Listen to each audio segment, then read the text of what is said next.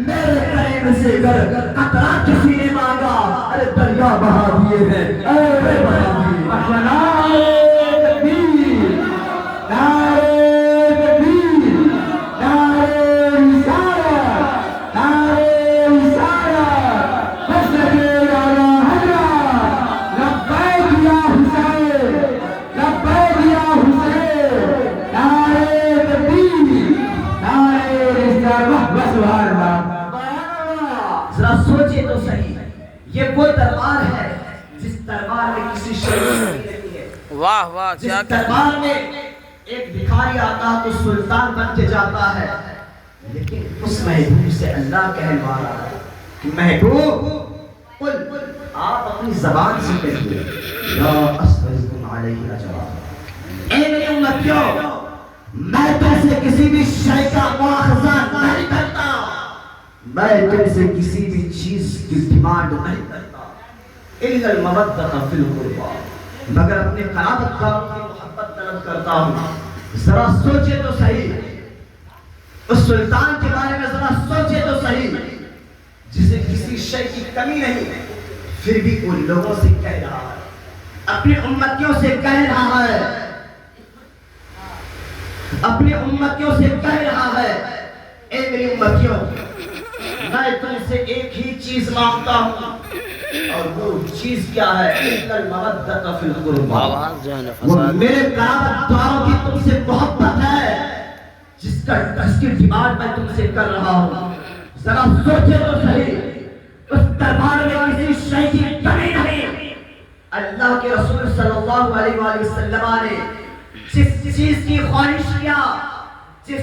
خواہش کیا اللہ نے ان تمام خواہشوں کو فرمایا آپ ذرا دیکھیں تو صحیح ہمارا اور آپ کا پہلا قبلہ کیا ہے مسجد اقصی ہے اللہ کے رسول صلی اللہ علیہ وسلم نے اپنے دل میں یہ خیال کیا کہ ہمارا جو قبلہ ہو یعنی ہم اس رخ ہو کے نماز پڑھیں مسجد اقصی کی طرف نہیں بلکہ مسجد حرام یعنی کعبہ شریف کی طرف میں رخ کے کر کے نماز پڑھوں ابھی اللہ کے رسول صلی اللہ علیہ وسلم نے اللہ کی بارگاہ میں دعا نہیں کی ہے اللہ کی بارگاہ میں التجا نہیں کی ہے صرف خواہش کی ہے صرف دل میں یہ آرزو کی ہے اللہ نے فرمایا محبوب چاہیے ہم نے آپ کی خواہش کو پوری کر دیا آج سے آپ کا قبلہ بیت اللہ شریف ہے اللہ کے رسول صلی اللہ علیہ وسلم کے دربار میں کس شے کی کمی ہے آپ چاند کی طرف انگلی اٹھاتے ہیں تو چاند کا ٹکڑا ہو جاتا ہے ڈوبے ہوئے سورج کی طرف آپ انگلی کرتے ہیں تو ڈوبا ہوا سورج بھی پلٹ آتا ہے آپ درخت کی طرف اشارہ کرتے ہیں تو درخت بھی زمین کو چیرتا ہوا آپ کے قدموں پہ اشارہ ہو جاتا ہے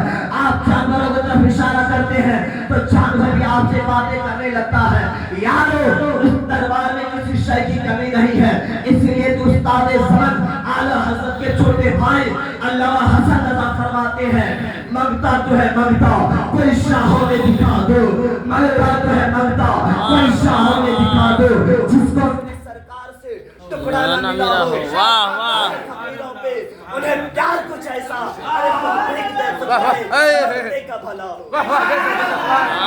واہ واہ واہ سبحان اللہ انہیں پیار کچھ ایسا خود بھیک دے خود بھیک دے خود بھیک دے اور خود چاہے مانگتے کا بھلا واہ واہ واہ واہ سبحان اللہ واہ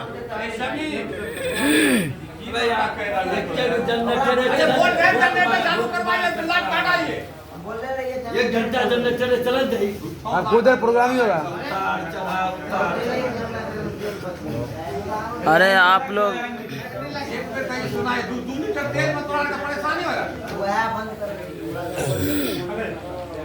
لائٹ تو ایسے ہی آتا جاتا لائٹ تو دھوکہ دیتا ہی رہتا مائک صحیح ہو گیا ہے نا ہاں ہاں نہیں آواز کو کھولے آدھا جھوٹ آواز کو کھولبے نہیں کیا ابھی دیکھیے نا ابھی کیسے یہ لوگ دیکھیے ابھی کیسے چھوٹ دیتا ہے یہ لوگ اپنے زبردستی دے گا ایسی ایسی باتیں کہیں گے نا ایسی ایسی باتیں کہیں گے یہ لوگ خود چھوٹ دے گا ارے آپ کو بھی ملے گا کیوں ٹینشن نہیں अभी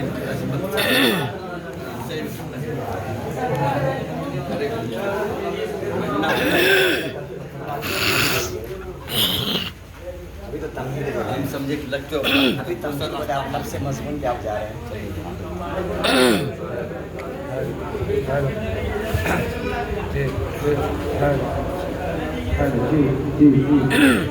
हेलो, आइए हमारा नबी करीम सल्लल्लाहु अलैहि वसल्लम की बारगाह में एक बार दुरूद पाक पढ़ते हैं।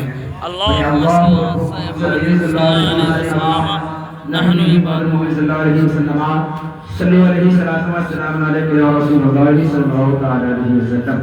हज़रात, अल्लाह अपने महबूब से कहलवा रहा है, महबूब आप अपनी ज़बान से कह दे, कुल अपनी ज़बान से कह दे, अपने तिहाने मुबारक से कह दे, ला असअलुकुम अलैहि अजरा, यानी ए मेरे उम्मतियों, ए मेरे मानने वालों, मैं तुमसे किसी भी शय की डिमांड नहीं करता, मैं तुमसे किसी भी शय का मुतालबा नहीं करता, मैं तुमसे किसी भी शय की चाहत नहीं करता, इल्ला मवद्दत फिल क़ुरबा, मगर अपने क़राबतदारों की मोहब्बत का मैं तुमसे मुतालबा करता हूँ। आओ जरा यार देखते तो सही है, मेरे आका सल्लल्लाहु अलैहि वसल्लम अपने क़राबतदारों की मोहब्बत हमसे चाह रहे हैं। आखिर वो कौन क़राबतदार है, वो कौन करीबी लोग हैं, वो कौन रिश्तेदार है मेरे आका के, जो मेरे आका सल्लल्लाहु अलैहि वसल्लम जिससे मोहब्बत का हमसे मुतालबा कर रहे हैं। जरा देखे तो सही, जरा देखे तो सही, जरा देखे तो सही, अहले बैत अतहार है, अहले बैत अतहार है, जो मेरे आका सल्लल्लाहु अलैहि वसल्लम के करीबी है, करीबी है। और वो अहले बैत अतहार में कौन कौन लोग हैं, जरा नोट कर ले, वो कौन कौन लोग हैं। हजरत अली है, हजरत फातिमा है, हजरत इमाम हसन है, हजरत इमाम हुसैन है, और ये सब के सब अहले बैत अतहार में आते हैं। और इन्हीं से मोहब्बत के लिए, इन्हीं से मोहब्बत के बारे में अल्लाह अपने महबूब से कहलवा रहा है। महबूब अपनी ज़बान से कह दे, इल्ला मवद्दत फिल क़ुरबा, यानी हम आपसे सिर्फ अपने क़राबतदारों की मोहब्बत का मुतालबा करते हैं।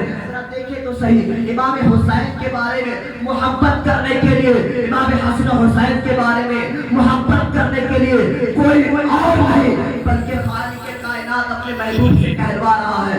महबूब अपनी ज़बान से कह दे इमाम हुसैन के बारे में, जरा सोचे तो सही, इमाम हुसैन कौन है, कौन है जिसके नाम से आज हमने महफिल को सजाया है, जिसकी बस में हम बैठे हैं। हाँ हाँ, इस बस में जो लोग बैठे हैं कि वो ये ना समझे वो बेकार में बैठे हैं, वो ये ना समझे टाइम उसका ज़ाय हो रहा।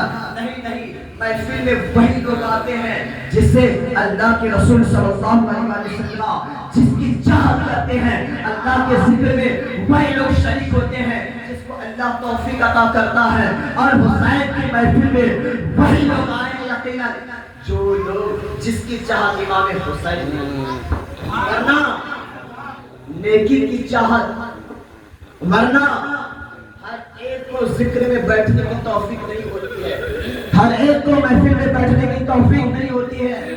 आप लोग इस महफिल में आए हैं तो यकीनन आप ये ख्याल करें कि अल्लाह ने आपको तौफीक दी है अपने महबूब हज़रत नबी करीम सल्लल्लाहु अलैहि वसल्लम के जिक्र सुनने की और इमाम हुसैन के जिक्र सुनने की, तब आप इस महफिल में आए हैं। कौन इमाम हुसैन, उसके बारे में मेरे आका फरमाते हैं, यारो मेरे आका फरमाते हैं, हज़रत उसामा बिन ज़ैद रज़ियल्लाहु ताला अन्हु से मरवी है और ये अल बिदाया वल निहाया की हदीस पाक है। हज़रत उसामा बिन ज़ैद फरमाते हैं, अल बिदाया वल निहाया हदीस पाक की किताब है, बड़ी मोटी किताब है, उसमें हज़रत सहाबी रसूल हज़रत उसामा बिन ज़ैद रज़ियल्लाहु ताला अन्हु से मरवी है। हज़रत उसामा बिन ज़ैद फरमाते हैं, एक दफा मैं नबी करीम सल्लल्लाहु अलैहि वसल्लम की बारगाह में हाजिर हुआ, नबी करीम सल्लल्लाहु अलैहि वसल्लम की बारगाह में मैं गया। मैंने क्या देखा कि आप सल्लल्लाहु अलैहि वसल्लम अपने आगोश में, अपनी गोद में किसी चीज को छुपा रखे हैं, बड़ी मोहब्बत से छुपा रखे हैं और ऊपर से चादर डाल रखे हैं, ऊपर से चादर डाल रखे हैं। हज़रत उसामा बिन ज़ैद कहते हैं कि मेरे दिल में ये ख्याल आया, मेरे दिल में तजस्सुस हुआ, मेरे दिल ने इस बात पर उभारा मुझे, उसामा जरा देखो तो सही, उसामा जरा देखो तो सही, किस चीज को महबूबे कायनात फख्रे मौजूदात हुजूर अहमद मुज्तबा मुहम्मद मुस्तफा किस चीज को बड़े प्यार से छुपा रखे हैं, सीने से लगा रखे हैं कि हज़रत उसामा बिन ज़ैद कहते हैं मेरे दिल में ये ख्याल आया, मैं देखना चाहता था कि اس کی محبت کے ساتھ جس چیز کو آپ چھپا رکھے ہیں. اسامہ بن زید کہتے ہیں کہ میں تمام کاموں سے جب فارغ ہو گیا, میں جب جانے لگا, میرے دل نے بار بار اصرار کیا, اسامہ اپنے نبی سے پوچھو تو صحیح, اپنے نبی سے پوچھو تو صحیح, کس چیز کو اتنی محبت سے چھپا رکھے ہیں چادر میں. حضرت اسامہ بن زید کہتے ہیں یا رسول اللہ فدا کا ابی و امی, یا رسول اللہ میرے ماں اور میرے باپ آپ کے قدموں پہ قربان. آقا آپ اپنی محبت سے کس چیز کو چھپا رکھے ہیں, آقا مجھے دکھائے تو صحیح, مجھے دکھائے تو صحیح. میرے دل میں یہ خیال ہو رہا ہے کہ میں اسے دیکھوں, آقا دکھائے تو صحیح. چادر کو ہٹا دیا, حضور نے اپنی چادر کو ہٹا دیا. حضرت اسامہ بن زید کے دیکھتے ہیں آغوش میں اپنی گود میں نبی کریم صلی اللہ علیہ وسلم کسی اور چیز کو نہیں بلکہ حضرت امام حسین کو بیٹھا رکھے تھے, امام حسین کو بیٹھا رکھے تھے. آپ فرماتے ہیں آقا, آپ میرے آقا فرماتے اسامہ یہی میرا نواسہ ہے, یہ میرا نواسہ حسین ہے. یاد رکھو کہ میرا بیٹا حسین ہے, یاد رکھو جو اس سے دشمنی رکھے گا میں اس سے دشمنی رکھوں گا, جو اس سے عداوت کرے گا اس کی عداوت مجھ سے ہوگی, جو اس سے لڑائی کرے گا اس کی لڑائی مجھ سے ہوگی. اسامہ جو اس کی مخالفت کرے گا اس کی مخالفت مجھ سے ہوگی. یاد رکھو جو میرے حسین سے محبت کرے گا وہ مجھ سے محبت کرے گا, جو میرے حسین سے دوستی رکھے گا وہ مجھ سے دوستی رکھے گا, جو میرے حسین سے عشق کرے گا وہ مجھ سے عشق کرے گا. یہی نہیں بلکہ میرے آقا فرماتے ہیں اسامہ یاد رکھو جس نے میرے حسین کو غضب نہ کیا, جس نے میرے حسین کو غصہ دلایا اس نے مجھے غصہ دلایا, اور جس نے مجھے غصہ دلایا اس نے اللہ کو غصہ دلایا. پھر اللہ فرماتے ہیں الحسین منی وانا من الحسین, حسین مجھ سے ہے اور میں حسین سے ہوں, اور جو حسین سے نعرے تکبیر, نعرے رسالت. امام حسین, امام حسن, حضرت مولا علی, حضرت مولا علی, نعرے تکبیر, نعرے رسالت. واہ واہ, اس طرح دیکھیں تو صحیح آقا نے کیا فرمایا ہے, الحسین منی وانا من الحسین, حسین مجھ سے ہے. جملہ آپ نوٹ کریں کیا فرمایا, حسین مجھ سے ہے اور میں حسین سے. اب یہ بات آپ کو سمجھ میں نہ آئے ایسا کیسے ہو سکتا ہے, سمیٹ کے رکھ دیا, باپ سے تو بیٹا ہوتا ہے, بیٹے سے پوتا ہوتا ہے. میں نے ایسا نہیں دیکھا کہ پوتے سے بیٹا ہو جائے, بیٹے سے باپ ہو جائے. ایسا ہو سکتا ہے؟ باپ سے تو بیٹا ہوتا ہے, بیٹا سے پوتا ہوتا ہے, کیا پوتا سے دادا ہو سکتا ہے, کیا بیٹا سے باپ ہو سکتا ہے؟ نہیں نہیں. پھر بھی میرے آقا نے فرمایا الحسین منی وانا من الحسین, حسین مجھ سے ہے اور میں حسین سے ہوں. تو اس کا کیا مطلب ہے, اس کا کیا مطلب ہے یار, اس کا یہ بھی مطلب نکالا جا سکتا ہے, اس کا یہ بھی مطلب نکالا جا سکتا ہے. اگر کوئی باپ یہ کہے کہ یہ میرا بیٹا ہے اور یہ مجھ سے ہے, یہ مجھ سے ہے, تو باتیں سمجھ میں آ جاتی ہے. لیکن جب باپ یہ بولے کہ میں اس بیٹے سے ہوں, تو وہاں پہ اس کا یہ بھی مطلب نکالا جا سکتا ہے کہ لوگوں یہ بیٹا تو مجھ سے ہے, یہ میرا پوتا مجھ سے ہے, لیکن یارو اس کا یہ بھی مطلب نکالا جا سکتا ہے کہ بیٹا تو مجھ سے ہے, پوتا تو مجھ سے ہے, لیکن اس پوتے سے میرا خاندان چلے گا, اس بیٹے سے میری نسل کی بقا ہے, میرے نسل کی حیات ہے, میرے نسل کی زندگی ہے. اسی طرح میرے آقا نے فرمایا الحسین منی, حسین مجھ سے ہے, یعنی حسین میرا بیٹا ہے, وانا من الحسین, اور حسین سے میرے دین کی بقا ہے, میرے اسلام کی بقا ہے, میرے شریعت کی بقا ہے, میرے امت کی بقا ہے, قرآن کی بقا ہے, حدیث کی بقا ہے. پتہ چلا آقا نے فرمایا حسین مجھ سے ہے اور میں حسین سے ہوں. آقا نے بتا دیا یار, آقا نے بتا دیا کہ لوگوں یہ حسین تو میرا بیٹا ہے, لیکن جب اسلام پہ خطرہ آئے گا تو اس بیٹے کی وجہ سے, میرے اس بیٹے کی وجہ سے میرا اسلام بچ جائے گا, میرے اس بیٹے کی وجہ سے میری جو امتی گمراہ ہونے والی ہوگی وہ گمراہی سے بچ جائے. پھر ایک اور حدیث پاک ہے امام حسین کے بارے میں، فضیلتوں کے بارے میں، مقام و مرتبہ کے بارے میں میرے آقا نے کئی احادیث فرمائے ہیں، کئی احادیث امام حسین کی شان میں فرمایا ہے۔ فرماتے ہیں ایک صحابی رسول فرماتے ہیں کہ میں نبی کریم صلی اللہ علیہ وسلم کی بارگاہ میں حاضر ہوا، میں نے کیا دیکھا کہ آپ صلی اللہ علیہ وسلم امام حسین کو گود میں اٹھائے ہوئے اور آپ امام حسین کو کھلا رہے ہیں، اور کبھی امام حسین کو بوسہ دیتے ہیں، کبھی ہونٹوں پہ بوسہ دیتے ہیں، کبھی گال پہ بوسہ دیتے ہیں، کبھی ماتھے کو چومتے ہیں، کبھی پیٹ کو چومتے ہیں، کبھی بازوؤں کو چومتے ہیں، کبھی پاؤں کو چومتے ہیں، اور چومتے ہی نہیں بلکہ آقا سونگھتے بھی ہیں۔ وہ صحابہ رسول کہتے ہیں میں نے آقا سے سوال کیا یا رسول اللہ چومنا تو سمجھ میں آتا ہے لیکن سونگھنا سمجھ میں نہیں آتا۔ میرے آقا فرماتے ہیں کیا تمہیں سونگھنا سمجھ میں نہیں آتا؟ ہاں۔ وہ صحابی کہتے ہیں یا رسول اللہ مجھے چومنا سمجھ میں آ رہا لیکن سونگھنا سمجھ میں نہیں آ رہا۔ میرے آقا فرماتے ہیں اے میرے صحابی یاد رکھو یہ میرا حسین ہے، یہ میرا بیٹا ہے، اور یہ دنیا کے بھی پھول ہے، یہ جنت کے بھی پھول ہے، اور میں جنت کی خوشبو اس حسین سے حاصل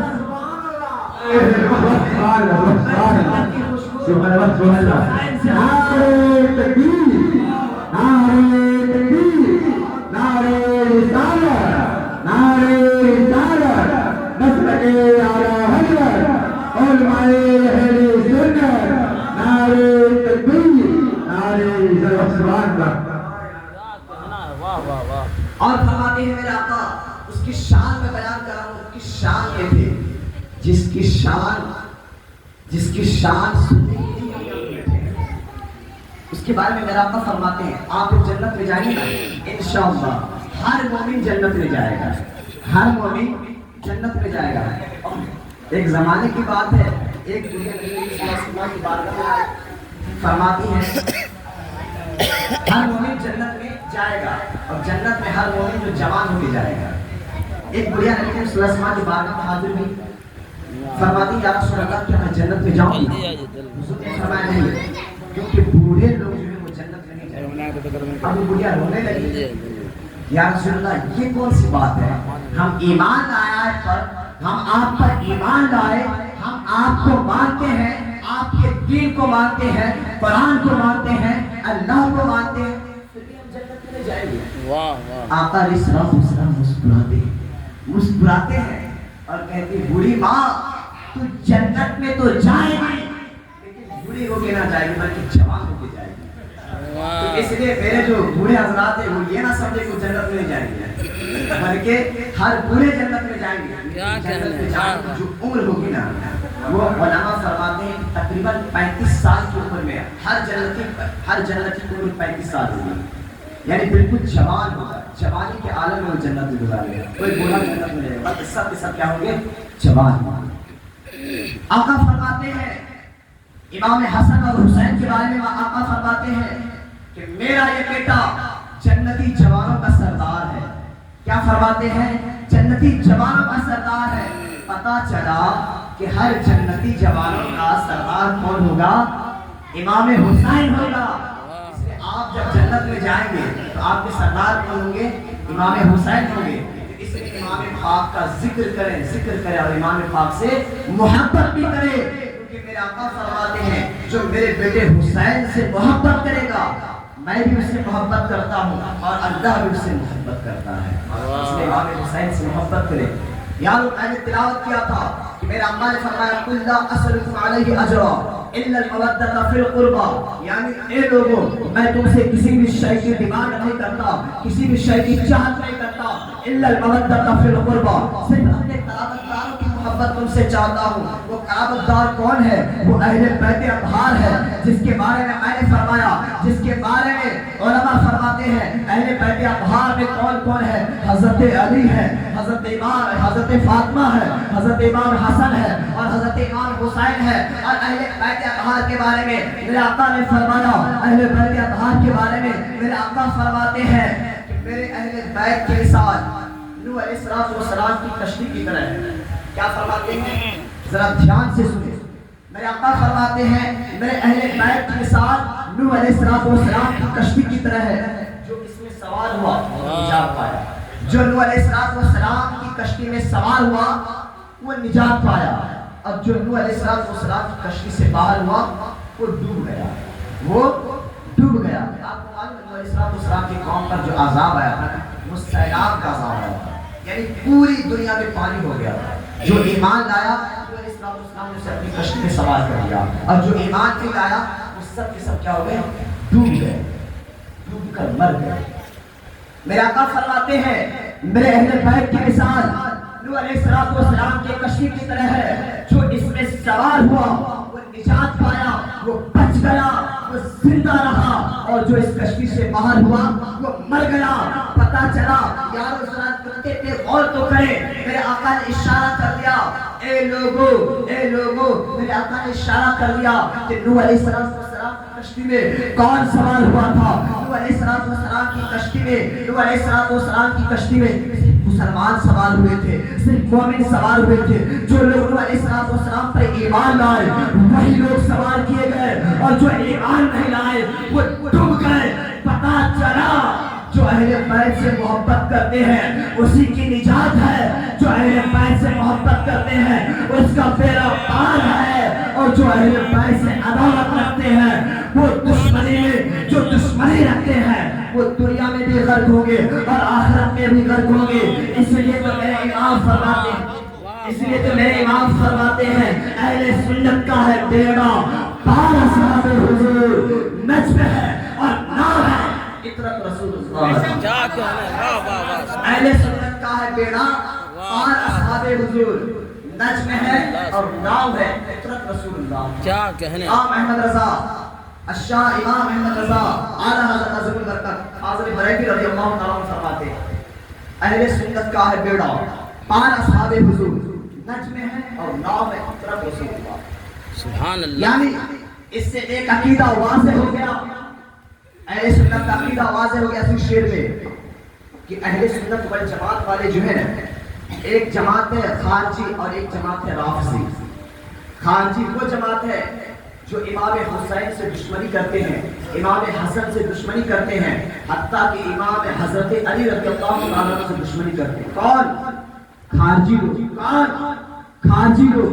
और खारजी लोग इतनी दुश्मनी करते हैं कि हत्ता कि हज़रत अली को खारजी लोगों ने काफिर कह दिया था। माज़अल्लाह, क्या कह दिया था? काफिर कह दिया कि अली काफिर हो गए। माज़अल्लाह, अस्तग़फिरुल्लाह। जिसके बारे में हुज़ूर फरमाते हैं कि अली जन्नती है, जो नबी करीम सल्लल्लाहु अलैहि वसल्लम के दामाद, उसको खारजी ने क्या कहा? अली तो काफिर हो। माज़अल्लाह, इतनी दुश्मनी करते हैं। और वहीं पे आ जाइए राफ़िज़ी, वो हज़रत अली से इस हद दर्जा मोहब्बत करते हैं कि कई राफ़िज़ी तो हज़रत अली को खुदा भी मान लिए, और इसी के बारे में मेरे आका सल्लल्लाहु अलैहि वसल्लम ने इरशाद फरमाया कि एक वो जमात होगी जो अली से दुश्मनी करने की वजह से जहन्नम में जाएगी, और दूसरी वो जमात होगी जो अली से मोहब्बत करने की वजह से जहन्नम में जाएगा। एक वो जमात होगी जो अली से दुश्मनी करने की वजह से जहन्नम में जाएगी, और दूसरी वो जमात होगी जो अली से मोहब्बत करने की वजह से जहन्नम में जाएगी। और याद रखो, हम अहले सुन्नत वाले हैं, और अहले सुन्नत वाले सहाबा को भी मानते हैं, अहले बैत को भी मानते हैं। ना तो सहाबा से दुश्मनी करते हैं, ना अहले बैत से दुश्मनी करते हैं। इसलिए तो फरमाते मेरे इमाम अहले सुन्नत का है बेड़ा पार असहाबे हुजूर, नज्म है और नाव है इतरत रसूलुल्लाह। क्या यारो, इमाम हुसैन की जात कौन सी जात है? इमाम हुसैन के बारे में आका करीम सल्लल्लाहु एक हदीस पाक में आया है। एक दफा नबी करीम सल्लल्लाहु अलैहि वसल्लम हज़रत इमाम हसन, हज़रत इमाम हुसैन को और अपने बेटे हज़रत इब्राहिम को गोद में खिला रहे थे। हज़रत जिब्रील आए, फरमाया या रसूल अल्लाह, क्या आप इन दोनों से मोहब्बत करते हैं? आका फरमाते हैं हाँ ए जिब्रील, मैं इससे मोहब्बत करता हूँ, मैं इन दोनों से बेहद दर्जा मोहब्बत करता हूँ। हज़रत जिब्रील فرماتے ہیں یا رسول اللہ یہ دونوں آپ کے صاحبزادے ہیں، ایک آپ کی بیٹی کے لڑکے ہیں، یعنی ایک آپ کے ناتی ہیں اور دوسرے آپ کے بیٹے ہیں، لیکن آقا اللہ نے آپ کے ایک بیٹے کو مانگا ہے، آپ سے طلب کیا ہے ایک بیٹے کو، آپ کے ان دونوں بچوں میں سے اللہ نے ایک بچے کو طلب کیا۔ آقا بتائے تو صحیح آپ کس صاحبزادے کو اللہ کی بارگاہ میں دینا چاہتے ہیں، قربان کرنا چاہتے ہیں، آپ سے جدا کرنا چاہتے ہیں؟ آقا فرماتے ہیں، آقا سوچتے ہیں اور سوچنے کے بعد کہتے ہیں جبریل میرے بیٹے ابراہیم کو لے جاؤ، جبریل میرے بیٹے ابراہیم کو لے جاؤ۔ آقا فرماتے ہیں جب نے کہا یا رسول اللہ آپ اپنے نام حسین کو بھی تو دے سکتے ہیں۔ آقا فرماتے ہیں اگر میں حسین کو اللہ کی بارگاہ میں دوں تو حسین کی موت سے مجھے بھی تکلیف ہوگی اور میری بیٹی فاطمہ کو بھی تکلیف ہوگی۔ کیا فرماتے ہیں؟ مجھے بھی تکلیف ہوگی اور میری بیٹی فاطمہ کو بھی تکلیف ہوگی، اور میں اپنے بیٹے کو جب اللہ کی بارگاہ میں قربان کر رہا ہوں تو اس سے صرف مجھے تکلیف ہوگی، اس لیے میں اپنی تکلیف کو تو برداشت کر سکتا ہوں لیکن نہ تو حسن کی تکلیف کو برداشت کر سکتا ہوں، نہ فاطمہ کی تکلیف کو برداشت کر سکتا ہوں، نہ علی کی تکلیف کو برداشت کر سکتا ہوں۔ یارو ذرا دیکھیں تو صحیح کس درجہ امام حسین سے میرے آقا نے محبت فرمایا ہے۔ ایک دفعہ آپ صلی اللہ علیہ وسلم گود میں کھلا رہے تھے، اچانک مسکرا رہے تھے اور اچانک سے آپ صلی اللہ علیہ وسلم رونے لگتے ہیں۔ وہیں تک کھڑی آپ کی چاچی حضرت ام فضل، حضرت عباس کی بیوی حضرت ام فضل بیٹھی تھی۔ حضرت ام فضل کہتی ہے یا رسول اللہ آپ کو کیا ہو گیا؟ آپ کو کیا ہو گیا؟ آپ اچانک مسکرا رہے تھے، آپ ابھی ہنس رہے تھے، آپ مسکرا رہے تھے، آپ رونے لگے ہیں، آخر ماجرا کیا ہے؟ آقا فرماتے ہیں اے ام فضل ابھی میرے پاس جبریل آئے اور یہ دیکھو شیشی میں جبریل نے مجھے مٹی لا کے دیا ہے، کربلا کی مٹی لا کر دیا ہے، اور جبریل نے مجھ سے کہا ہے یا رسول اللہ آپ کا یہ بیٹا حسین، یا رسول اللہ آپ کا نواسا، آپ کا ناتی یہ حسین ایک دن کربلا کے میدان میں شہید ہوگا، جس سے آپ محبت کر رہے ہیں۔ آقا آپ ہی کی امت کے لوگ اسے شہید کر دیں گے، بے دردی کے ساتھ شہید کر دیں گے۔ یا رسول اللہ یہ آپ کا بیٹا شہید کیا جائے گا۔ دیکھو نا ام فضل، اے میری چاچی ذرا دیکھو نا جبریل نے وہاں کی مٹی مجھے لا کر دیا ہے، یہ دیکھو مٹی ہے۔ آقا فرماتے ہیں اے ام فضل اس مٹی کو اپنے پاس رکھ لو، ہو سکتا ہے میں حسین کی شہادت نہ دیکھ پاؤں لیکن تم دیکھو گے، دیکھنا یہ جو شیشی میں مٹی ہے جب میرا حسین کربلا میں شہید ہوگا تو اس مٹی کو آ کے دیکھنا، اس شیشی کی مٹی کو آ کے دیکھنا، اور اس شیشی کی مٹی خون میں بدل جائے گا، یہ مٹی جو ہے خون میں بدل جائے گی۔ حضرت ام فضل میں نے اس مٹی کو اپنے پاس صحیح سے رکھ دیا، اور ایک وقت آیا جب 60 ہجری میں حضرت امیر معاویہ انتقال کر جاتے ہیں۔ یزید کے جو والد ابو جو تھے وہ حضرت امیر معاویہ تھے۔ کون تھے؟ حضرت امیر معاویہ تھے، اور حضرت امیر معاویہ بہت بڑے جلیل القدر صحابی ہیں۔ قرآن پاک کا جب نزول ہوا کرتا تھا، جب قرآن پاک نبی کریم صلی اللہ علیہ وسلم سے اترتا تھا تو آپ صلی اللہ علیہ وسلم حضرت امیر معاویہ کو اپنے پاس بلاتے اور کہتے اے امیر معاویہ اللہ کا قرآن آیا ہے، تم اسے تحریر کرو، اسے لکھو۔ اور حضرت امیر معاویہ لکھتے تھے، اس لیے حضرت امیر معاویہ کو کاتب وحی بھی کہا جاتا ہے، یعنی قرآن پاک کا لکھنے والا۔ حضرت امیر معاویہ ہی کا بیٹا یزید تھا، حضرت امیر معاویہ ہی کا بیٹا کون تھا؟ یزید تھا، اور یزید بڑا بدبخت انسان تھا، بڑا کمینہ انسان تھا۔ کمینہ کہتے ہیں، کمینہ جملہ بھی اس لیے بڑا چھوٹا جملہ ہے، آپ سمجھ سکتے اتنا بڑا کمینہ تھا۔ کون؟ یزید اتنا بڑا کمینہ تھا، کمینہ شبد اس کے لیے کم ہے۔ اور یہی وجہ ہے کہ میرے آقا صلی اللہ علیہ وسلم نے حضرت ابو ہریرہ سے فرمایا اے ابو ہریرہ اللہ کی بارگاہ میں دعا کرنا کہ اللہ تجھے لونڈوں کی حکومت سے بچائے. اے ابو ہریرہ ایک وقت آئے گا کہ یہاں پہ لونڈوں کی حکومت ہوگی. لونڈا مانے جو کہتے ہیں نوجوان ٹائپ کا چھچوڑا ٹائپ کا اسی کو لونڈا کہا جاتا ہے. یہاں پر ایک لونڈوں کی حکومت ہوگی اور اے ابو ہریرہ لونڈوں کی حکومت سے تم پناہ مانگو, بچنے کی کوشش کرو. حضرت ابو ہریرہ کہتے ہیں کہ میں اللہ کی بارگاہ میں ہمیشہ دعا کیا کرتا تھا کہ مولا مجھے ہر زمانہ زندہ رکھنا لیکن لونڈوں کی حکومت سے مجھے بچا لے. اور راوی بیان کرتے ہیں کہ حضرت ابو ہریرہ کی جو وفات ہوئی وہ 60 ہجری میں, وہ 60 ہجری میں یعنی یزید کے تخت پر بیٹھنے سے پہلے. یزید رجب کے تخت پر بیٹھا اور حضرت ابو ہریرہ اور حضرت امیر معاویہ کی اس سے پہلے وفات ہو گئی. جب یزید تخت پہ بیٹھا رجب کے مہینے میں تخت پہ بیٹھا, اور رجب کا جو مہینہ یہ اسلامی سال کا مہینہ, بات دھیان رکھیں رجب جو ہے نا یہ اسلامی سال کا مہینہ ہے. جس طرح رجب کا اسلامی اسلامی سال کا پہلا مہینہ محرم پہلا ہے, صفر دوسرا, ربیع اول تیسرا, ربیع الاخر چوتھا, جمادی الاولی پھر جمادی الاولی, رجب شعبان رمضان شوال ذوالقعدہ ذوالحجہ, 12 مہینہ اسلامی سال میں. تو رجب جو ہے یہ 7واں مہینہ ہے. جس طرح جولائی انگریزی میں 7واں مہینہ ہوتا ہے اسی طرح رجب کیا ہے 7واں مہینہ. رجب میں 7ویں مہینے میں یزید تخت پر بیٹھا اور یزید کو لوگوں نے برگلایا. لوگوں نے کہا اے یزید تمہیں معلوم ہونا چاہیے, تمہیں پتا ہونا چاہیے کہ تم تخت پر تو بیٹھے ہو لیکن اگر تمہارے خلاف کسی نے انقلاب, اگر تمہارے خلاف کسی نے بغاوت کر دیا, اگر تمہارے خلاف کسی نے ہنگامہ کر دیا, خطرہ ہے کہ تمہاری حکومت ختم ہو جائے. خطرہ ہے کہ تمہاری حکومت ختم ہو جائے. کیونکہ حضرت امیر معاویہ ایک بادشاہ کی حیثیت سے تخت پر بیٹھے تھے. خلفائے راشدین میں حضرت امیر معاویہ کا شمار نہیں تھا. یہاں پر جانکار لوگ بیٹھے ہیں وہ جان سمجھ رہے ہیں کہ خلفائے راشدین جو خلفائے راشدین کا جو دور چلا, خلافت راشدہ کا جو دور چلا وہ 30 سال حکومت چلی, 30 سال 6 ماہ. یعنی پہلے خلیفہ حضرت ابوبکر صدیق ہوئے. یہ ایتہاسک طور پر میں بیان کر رہا ہوں, اسے ذہن نشین کر لیں.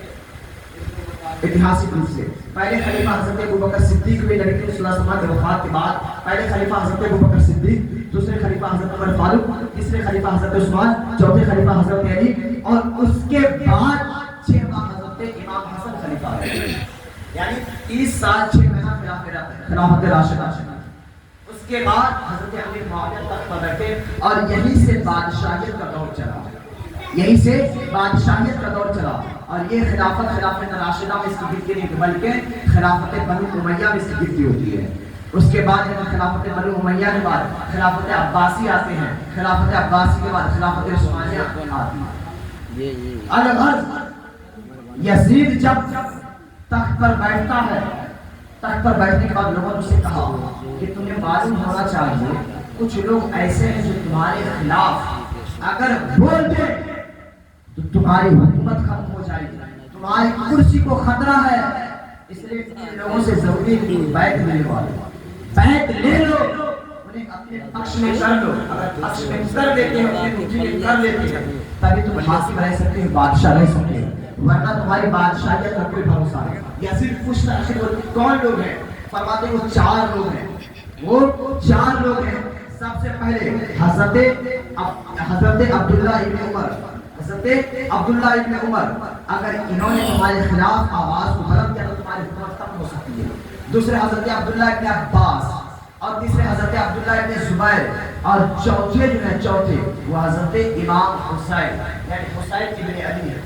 ان 4 لوگوں سے تم بیعت لے لو تبھی تمہاری خلافت رہ سکتی, تمہاری حکومت رہ سکتی ہے. اب یزید نے ان 4 کو خط لکھا. ان 4 کو مدینہ منورہ کے جو گورنر تھے, جو حاکم تھے مدینہ منورہ کے جو گورنر تھے, ان کے پاس یزید نے خط لکھا کہ ان 4 کو بولو, چاہے پیار سے ہو چاہے زبردستی ہو, ان 4 کو بولو کہ یہ میری بیعت کو قبول کرے ورنہ میں انہیں قتل کر دوں گا. حضرت عبداللہ ابن عمر, اسے ذہن نشین کر لے, حضرت عبداللہ ابن عمر اور حضرت عبداللہ ابن عباس, یہ دونوں لوگ مدینہ منورہ سے مکہ معظمہ چلے گئے تاکہ مدینہ کے جو گورنر ہے جو حاکم ہے اس کی دباؤ اس پر نہ پڑے. یہ دونوں کہاں چلے گئے؟ مکہ معظمہ چلے گئے. اور حضرت عبداللہ ابن زبیر وہ مکہ ہی رہتے تھے. اب بات آئی حضرت امام حسین پر.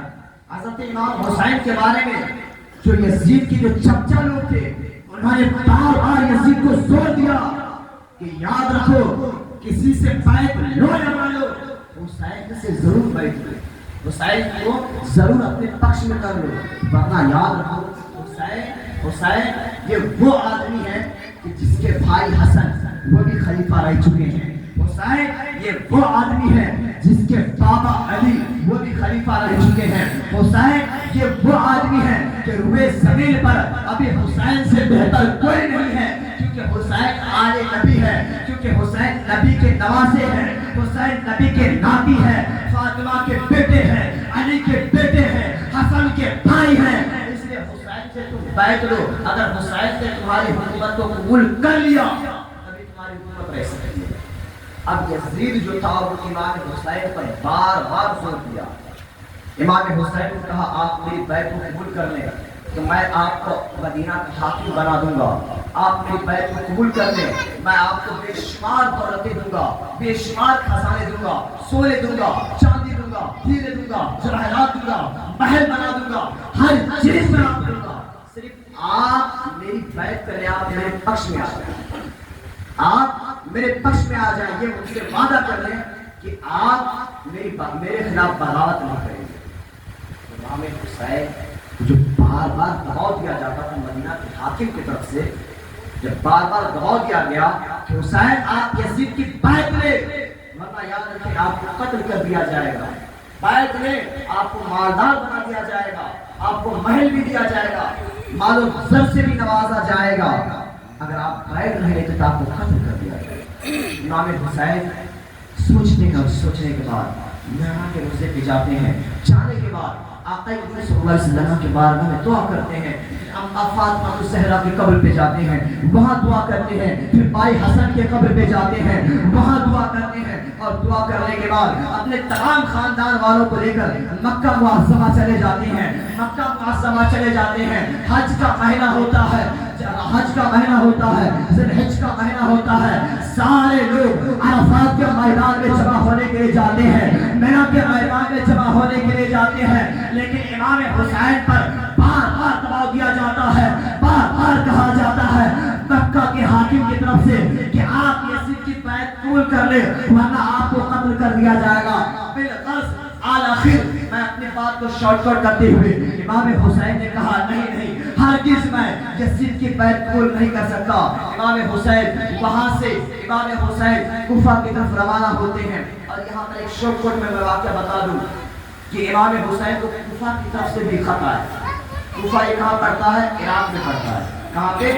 عراق میں پڑتا ہے. اور کربلا یہ بھی عراقی میں پڑتا ہے. کربلا یہ بھی عراقی میں پڑتا ہے اور عراق کی راجدھانی ابھی بغداد ہے. تو امام حسین کو کوفہ کی طرف سے خطوط آتے ہیں کہ اے امام پاک آپ آ جائیں, یزید آپ کو پریشان کر رہے ہیں. یزید بیعت کے لائق نہیں ہے کیونکہ یزید شرابی تھا, یزید جواری تھا, یزید گانجا پیتا تھا, یزید زنا کرتا تھا, یزید بندروں کو نچوایا کرتا تھا, یزید گانا سنا کیا کرتا تھا. یعنی ہر ایک برائی جو ایک مسلمانوں کے اندر نہیں ہونی چاہیے وہ تمام برائیوں میں یزید ملوث تھا. تمام برائیوں میں یزید ملوث تھا. حتیٰ کہ یزید کے بارے میں کہا جاتا ہے یزید اتنا بڑا کمینہ تھا کہ شراب پی کر دن و رات مست رہتا تھا. اور وہ لڑکیاں جو حرام ہوتی ہیں ان لڑکیوں کے ساتھ مشایا کرتا تھا. اتنا کمینہ تھا یزید. آخر کوفہ والوں نے امام حسین سے کہا اے امام حسین آپ کوفہ تشریف لائیں, میں آپ کی بیعت ہم لوگ قبول کریں گے, آپ ہم لوگوں کو بیعت کروائیں اور ہم آپ کو اپنا خلیفہ بنا لیں گے. امام حسین نے ٹیسٹ کرنے کے لیے, امام حسین نے جانچنے کے لیے اپنے چچیرے بھائی حضرت مسلم بن عقیل کو بھیجتے ہیں کہ جاؤ مسلم ذرا کوفہ کا جائزہ لو, کیا حقیقت میں کوفہ والے میری بیعت کو قبول کرنا چاہتے ہیں. حضرت हज़रत मुस्लिम बिन अकील जो इमाम हुसैन के चचेरे भाई थे, वो कूफा जाते हैं और कूफा जाने के बाद इमाम मुस्लिम के दस्त पर बहुत सारे कूफा वालों ने बैत को लिया था।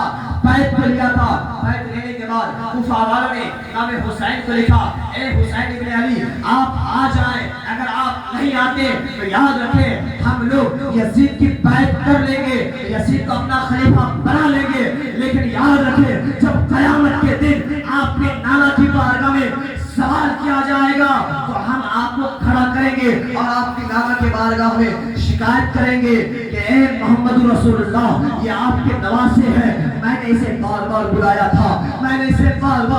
था कि आप आए, हम आपकी बैत लेंगे, लेकिन ये नहीं आए, तो मैंने मजबूरन में शराबी ज़ानी यजीद की बैत को लिया था। हजरत इमाम हसन, हजरत इमाम हुसैन जब इस खत को पढ़ते हैं दिल दहल जाता है। हजरत मुस्लिम बिन अकील भी कहते हैं कि भाईजान आप आ जाएं कूफा, आप कूफा आ जाएं, क्योंकि कूफा वाले ज़ौक़ दर ज़ौक़ बैत कबूल कर रहे हैं, आपको खलीफा बनाएंगे। हजरत इमाम हुसैन कहते ठीक है मैं कूफा जाऊंगा, और इमाम हुसैन जब कूफा की तरफ रवाना हुए तो हजरत अब्दुल्लाह इब्न अब्बास, हजरत अब्दुल्लाह इब्न जुबैर, हजरत अब्दुल्लाह इब्न उमर, ये बड़े बड़े जलील कदर सहाबी हजरत इमाम हुसैन को रोकते हैं कि ए इमाम हुसैन आप कूफा ना जाएं, क्योंकि कूफा वाले उसके बारे में मुहावरा अरबी में कहा जाता है अल कूफी ला यूफी, कूफा वाले वफादार नहीं होते, यानी कूफा वाले बेवफाई होते हैं। कहा आपके भाई हसन से बेवफाई किया है कूफा वालों ने, हत्ता कि आपके वालिद हजरत अली से भी बेवफाई किया है कूफा वालों ने, आप कूफा ना जाए, आपसे भी वो लोग बेवफा नहीं करेंगे। हजरत इमाम हुसैन कहते हैं अगर मैं नहीं गया तो कल क़यामत के दिन नाना की बारगाह मुझे खड़ा करके सवाल कर सकता है कि मैंने इसे बुलाया लेकिन ये नहीं आया, इसलिए मैं जा रहा हूँ ताकि उसे क़यामत के दिन सवाल करने का मौका न मिले। इमाम हुसैन चलते हैं और जाने के बाद जब कूफा की तरफ रवाना होते हैं तो कूफा वालों पर इब्न ज़ियाद जो यजीद के फौज का एक कमांडर था, कौन? इब्न ज़ियाद जो यजीद की फौज का कमांडर था, इब्न ज़ियाद ने कूफा वालों के ऊपर दबाव बनाया, प्रेशर दिया, किसी भी हालत में तुम हुसैन की बैत मत करना, वरना तुम्हारे घरों को जला दिया जाएगा, तुम्हें जान से मार दिया जाएगा, फांसी लगा दिया जाएगा।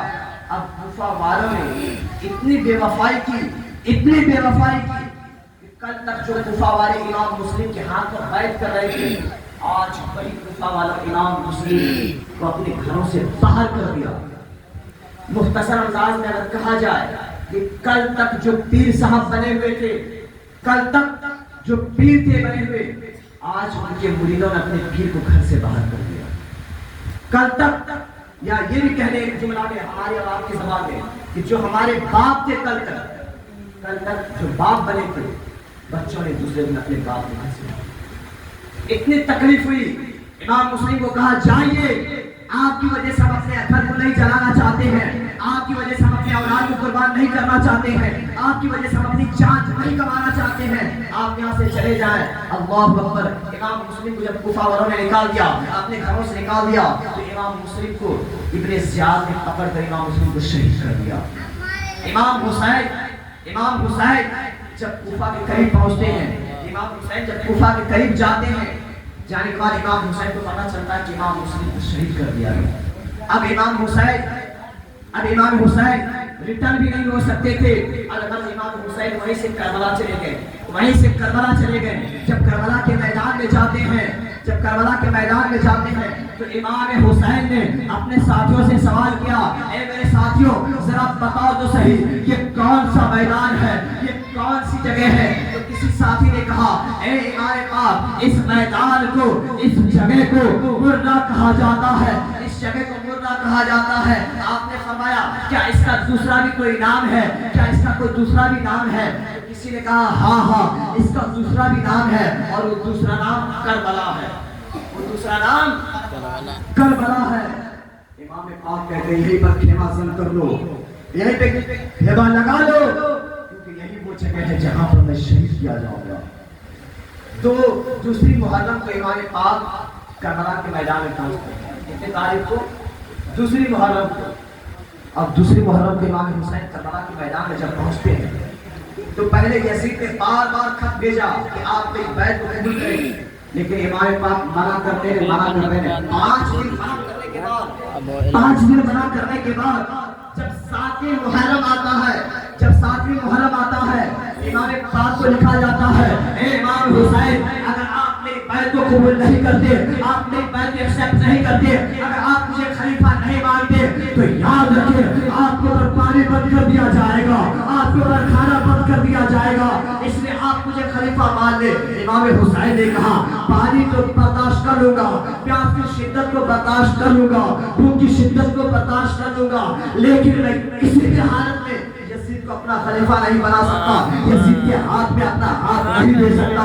इसलिए कि यजीद के हाथ में अगर आज हुसैन अपना हाथ दे देता है, यजीद के हाथ में अगर हुसैन अपना हाथ दे देता है, तो कल नाना की उम्मती, कल नाना की जो उम्मत है वो सवाल कर सकती है, क़यामत में सवाल कर सकती है। कल जो नाना की उम्मत पैदा होने वाली होगी वो सब के सब गुनाह करेंगे और दलील में मुझे पेश करेंगे कि देखो मैं शराब पी रहा हूँ तो कौन सी बुराई कर रहा हूँ। इमाम हुसैन ने तो एक शराबी की बैत को लिया था, मैं कौन सी बुराई कर रहा हूँ। अगर कोई ज़िना करेगा तो वो भी दलील में यही कहेगा, अरे मैं ज़िना कर रहा हूँ, मैं गलत काम कर रहा हूँ, तो इसमें क्या खराबी है। इमाम हुसैन ने तो एक ज़ानी की बैत को लिया था, इमाम हुसैन ने एक ज़ानी को अपना खलीफा बनाया था। मैं कौन सा गुनाह कर रहा हूँ। अगर कल होके कोई गाना सुनेगा, कोई नाचेगा, तो यही कहेगा कि इमाम पाक इतने आला खानदान के थे, नबी के नवासे थे, नबी के नाती थे, बिल्कुल पाक थे, बिल्कुल मुत्तकी थे, परहेजगार थे, सबसे अच्छे थे। जब एक अच्छा इंसान पापी की बैत को ले सकता है तो पाक करने में क्या बुराई है। क्या ये दलील लोग बनाते कि नहीं बनाते? बेशक। क्या आज लोग कहते कि नहीं कहते? अरे बोले ना, कहते ना। एक शराबी यही कहता कि इमाम हुसैन ने तो शराबी की बैत को लिया था, लेकिन यार इमाम पाक ने बैत को ना लिया। 7वीं मुहर्रम को इमाम हुसैन को पानी को बंद कर दिया जाता है। दरिया फरात जो बिल्कुल करीब था, लेकिन इमाम हुसैन को बंद कर दिया जाता है। पानी बिल्कुल खेमा में खत्म हो जाता है, पानी खत्म हो जाता है, पीने के लिए बिल्कुल पानी नहीं होता, लेकिन फिर भी इमाम हुसैन सब्र करते हैं। इमाम हुसैन के घर वाले सब्र करते हैं। अल-हज 10वीं मुहर्रम आता है, 10वीं मुहर्रम आने के बाद सब के सब एक तरफ 72 जानिसार हैं, एक तरफ 72 जानिसार है, और सामने की जो फौज है वो 22,000 की फौज है। आज तक इंसानी तारीख में ऐसा नहीं हुआ कि एक तरफ 72 आदमी हो और दूसरी तरफ 22,000 हो। सोचिए तो सही, क्या 72-22,000 का मुकाबला कर सकते हैं? क्या 72-22,000 का मुकाबला कर सकते हैं? नहीं नहीं। लेकिन यारो ये इश्क का मामला था, ये ईमान का मामला था, इसीलिए तो किसी शायर ने क्या ही खूब कहा, हजारों में बेहतर थे तस्लीम व रज़ा वाले, और हकीकत में खुदा इनका था और ये थे खुदा वाले। वतन पूछा तो यूं हजरत ने फरमाया मदीने वाले कहलाते थे। अब है करबला। पूछा तो यूं हुसैन ने कहा मदीने वाले कहलाते थे, अब है करबला। अल-गज़ इमाम हुसैन की तरफ से लोग जंग करते हैं और एक एक करके शहीद हो जाते हैं। जब जानिसार सब शहीद हो जाते हैं तब बारी आती है खानदान अहले बैत की, बारी आती है खानदान नबूवत की, बारी आती है खानदान नबूवत की, बारी आती है इमाम हुसैन के घर वालों की तरफ से। तो जब तमाम जानिसार शहीद हो जाते हैं तो इमाम पाक जाते हैं, जुब्बा पहनते हैं, पहनने के बाद इमाम पाक अमामा लगाते हैं, अमामा लगाने के बाद तलवार लेते हैं, बाबा अली की तलवार जुल्फ़िकार को लेते हैं, और लेने के बाद मैदान की तरफ निकलने लगते हैं कि देखते क्या है, सामने अली अकबर खड़ा होता है, 18 साल का बेटा जो इमाम पाक का सबसे बड़ा बेटा था, 18 साल का अली अकबर सामने खड़ा होता है और कहते हैं बाबा जान मेरे होते हुए, जवान बेटे के होते हुए, बाबा जान ऐसा नहीं हो सकता कि आप मैदान जंग में जाए, बाबा जान मुझे जाने की इजाजत दे, मैं मैदान मैदान जंग में जाऊंगा। हजरत इमाम हुसैन कहते हैं बेटा रुक जाओ, मुझे जाने दो। लेकिन अली अकबर असरार करते हैं, अली अकबर बार बार जिद करते हैं, बाबा मुझे जाने दे, बाबा मुझे जाने दे, मैं यजीदियों से लड़ूंगा। इमाम पाक जाने नहीं देते, कहते बेटा मैं तुम्हें कैसे जाने दूं, क्योंकि तेरा चेहरा जो है, तेरा चेहरा जो है मेरे नाना की तरह मिलता है, तेरा चेहरा बिल्कुल मेरे नाना की तरह मिलता है। बेटा जब नाना की याद आती है तो तेरे चेहरे को मैं देख लिया करता हूँ, बेटा तू मैदान जंग में ना जा। लेकिन अली अकबर कहते नहीं बाबा जान, मैं 18 साल का हूँ, मैं जंग लड़ने के काबिल हूँ, मुझे जाने दे बाबा जान, मुझे जाने दे। इमाम हुसैन कहते हैं बेटा तू ना जा, तू ना जा, तू चला जाएगा तो मेरे तमाम कबीले को मदीना कौन लेके जाएगा।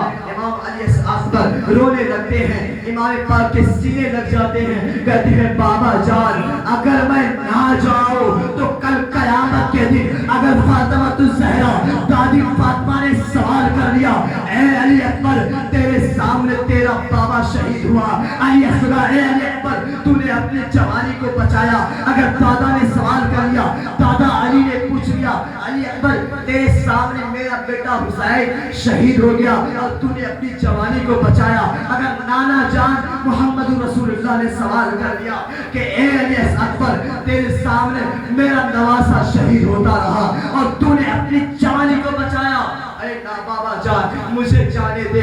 आखिर सब रोने लगते हैं, घर में सब रोने लगते हैं। यारो घर में एक मातम का माहौल छा जाता है। इमाम पाक सीने से बेटे को लगाते हैं, कहते जा बेटा अली अकबर जा जा जा, तू यजीदियों को बता दे कि तू मोहम्मद रसूलुल्लाह का खून है, तू हज़रत अली का खून है, जा यजीदियों को बता दे तेरी रगों में फातिमा ज़हरा का खून दौड़ रहा है। हज़रत अली अकबर जाते हैं, मैदान में जाते हैं और जाने के बाद हज़रत अली अकबर जब मैदान में जाते हैं तो तमाम लोग, तमाम वो लोग जिन्होंने मोहम्मद रसूलुल्लाह सल्लल्लाहु अलैहि वसल्लम को देखा था वो तमाम लोग अचानक पीछे चले जाते हैं, वो फौज से अचानक पीछे चले जाते हैं। इब्ने ज़ियाद ने लोगों से कहा, ए लोगों क्या तुम एक अली अकबर को देख के डर गए? ए लोगों क्या तू 18 साल के नौजवान से डर गया? कहते नहीं नहीं मैं अली अकबर को देख के नहीं डरा, बल्कि मैं ऐसा महसूस कर रहा हूँ कि मैदान में मोहम्मद रसूलुल्लाह आए हैं, क्योंकि मैंने मोहम्मद रसूलुल्लाह को देखा है। कहते हैं कि ए यजीदियों भागो नहीं बल्कि आओ मुझसे मुकाबला करो। और एक एक करके यजीदी जो बड़ा बड़ा पहलवान था, यजीदी फौज का जो बड़ा बड़ा पहलवान था, हज़रत अली अकबर 18 साल का है और ललकारते हैं कि तुम में जो सबसे बड़ा पहलवान है उसे मेरे मुकाबले में भेजो। और जो सबसे बड़ा पहलवान होता है वो हज़रत अली अकबर के मुकाबले में आता है। हज़रत अली अकबर ने एक ही वार में उसका काम तमाम कर दिया। अलगज़ बहुत सारे यजीदियों का जब हज़रत अली ने हज़रत अली अकबर ने काम तमाम कर दिया तो अब इब्ने ज़ियाद ने कहा लोगों इस तरह का मामला चलता रहा तो एक एक करके अली अकबर 22,000 को खत्म कर देगा। इसलिए अरे ये ना देखो अली अकबर है, इसके सीने में फातिमा ज़हरा का दूध है, इसके रगों में अली का खून है, अरे इसके सर पर मोहम्मद रसूलुल्लाह का साया है। जाओ चारों तरफ से घेर कर इसके ऊपर हमला करो। अलगज़ चारों तरफ से घेर कर हमला किया जाता है और अली अकबर हज़रत अली अकबर को जब चारों तरफ से घेर कर हमला किया जाता है तो बेशुमार तीर उनके जिस्मों पे लगता है, बेशुमार खंजर के निशान होते हैं और अलगज़ आखिर में हज़रत अली अकबर को शहीद कर दिया जाता है। इन्ना लिल्लाहि व इन्ना इलैहि राजिऊन। हज़रत इमाम हुसैन के बड़े बेटे शहीद हो जाते हैं। एक नालायक यजीदी ने आवाज दिया, ए हुसैन, क्या कहा? ए हुसैन मैंने तुम्हारे बेटे को शहीद कर दिया, जा अपने बेटे की लाश को ले जा। अल्लाह जैसे ही ये सुनना था खेमा में सब रोने लगते हैं। हज़रत इमाम हुसैन जाते हैं, कटे हुए बाजू था, कटा हुआ गला था, जिस पर बेशुमार तीनों खंजर के निशान थे। हज़रत इमाम हुसैन जाते हैं और जाने के बाद बेटे को सीने से लगाते हैं, लगाने के बाद उठाकर गोद में खेमा में लाते हैं और कहते हैं बहन ज़ैनब, कहते बहन ज़ैनब जिस अली अकबर को तूने लाड प्यार से खिलाया था मेरी बीवी, ए मेरी बीवी, जिस अली अकबर को तूने पैदा किया, आज वो अली अकबर शहीद हो गया। उसके बाद फिर इमाम पाक मैदान की तरफ निकलते हैं। अचानक क्या देखते हैं कि एक और जवान इमाम पाक के सामने आते हैं और कहते हैं, बाबा जान, मेरे होते हुए आप मैदान में ना जाने, पहले मुझे जाने दिया जाए। हज़रत इमाम कहते हैं कि मेरे बेटे, तुम्हें मैं कैसे जाने दूं? और मालूम हो कौन जवान आता है? कि कासिम आते हैं। कौन आते हैं? हज़रत कासिम आते हैं। और हज़रत कासिम कौन थे? वो इमाम हसन के बेटे थे। किनके बेटे थे? हज़रत इमाम हसन के बेटे थे और इमाम हुसैन के भतीजे थे। हज़रत इमाम हुसैन कहते नहीं नहीं बेटा, तू तो मेरे भाई हसन की अमानत है, मैं अमानत में खयानत कैसे कर सकता हूँ? जब तेरा बाबा इस दुनिया से शहीद हो रहे थे तो तेरे बाबा ने कहा था, हुसैन मेरे बेटे की परवरिश करना, हुसैन मेरे बेटे की देखभाल करना, इसलिए मेरे बेटे कासिम तू मेरे भाई की अमानत है, मैं तुम्हें कैसे मैदान में जाने दे सकता हूँ, इसलिए मैं तुम्हें जाने नहीं दूंगा। अब कासिम रोने लगते हैं, कहते हैं, बाबा जान, अगर आप मुझे जाने नहीं देते हैं, अगर आप करबला के मैदान में जाने नहीं देंगे, तो कल मेरा बाबा हुसैन, कल मेरा बाबा हसन जब कयामत के दिन मैदान हश्र में मुझसे सवाल करेंगे कि मेरे बेटे कासिम, तेरे सामने मेरा भाई हुसैन शहीद हुआ, तू देखता रहा, तू तमाशा करके देखता रहा, अरे हुसैन से पहले तू क्यों नहीं शहीद हुआ? आज तू मेरे सामने क्या चेहरा लेके आया है? बाबा जान बताए तो जरा सही, मैं अपने बाप हसन को क्या चेहरा दिखलाऊंगा, इसलिए मुझे मैदान में जाने दिया जाए। हजरत इमाम हुसैन कहते नहीं बेटा, मैं तुम्हें जाने के लिए नहीं दूंगा। आखिर में हजरत इमाम हसन के बेटे हजरत कासिम कहते हैं, बाबा जान, मेरे वालिद जब बाहयात थे, मेरे बाबा जब हसन बाहयात थे तो उन्होंने मेरे गले में एक तावीज़ दिया और कहा, बेटा कासिम, जब तेरे ऊपर बड़ी परेशानी आएगी, बड़ी मुसीबत आएगी, तो तू इस तावीज़ को खोल कर पढ़ लेना। मेरे बाबा हुसैन, मैं समझता हूँ कि कयामत से पहले जो कयामत आनी हो, आज करबला का मैदान है, इस मैदान में इससे बड़ी कयामत क्या हो सकती है, इसलिए इससे बड़ी मुसीबत क्या हो सकती है? मैं उस तावीज़ को पढ़ना चाहता हूँ। हज़रत कासिम उस तावीज़ को खोलते हैं और खोलने के बाद हज़रत कासिम ने क्यों बंद कर देता है? खोलने के बाद क्या देखते हैं? तावीज़ के अंदर लिखा हुआ था कि मेरे बेटे कासिम, एक वो दिन भी आएगा, अरे उनको चलने दीजिए ना जनरेटर को, मेरा भाई हुसैन करबला के मैदान में शहीद किया जाएगा, करबला के मैदान में कत्ल किया जाएगा, इसलिए मेरे बेटे कासिम, ये अमानत है, हुसैन की अमानत है, लेकिन याद रख,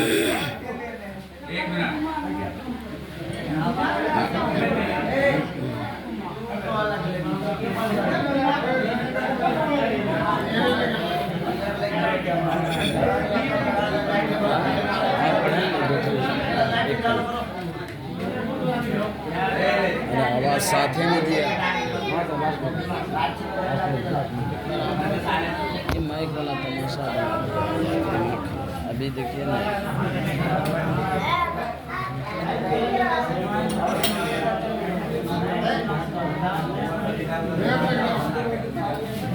आपको माइक जो है ना बड़ी जनरेटर सही दे चलने देना चाहिए, फालतू जुटो से लाइट वाला सिस्टम लगा दिया। बोलिए